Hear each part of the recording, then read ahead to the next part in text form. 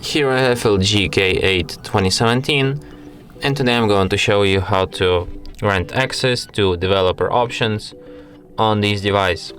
So firstly, you have to open settings, then go to the general section, then go to the about phone, common, software info. Here you have to find the line build number and tap on it with the finger several times until you get the message you are now a developer. And now you can find these developer options here at the general section. And here they are.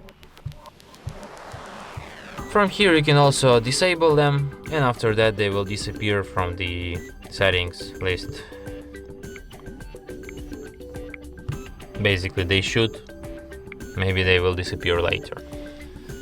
And that's it. Thanks for watching. If you find this tutorial useful, don't forget to hit that like button and subscribe to our channel.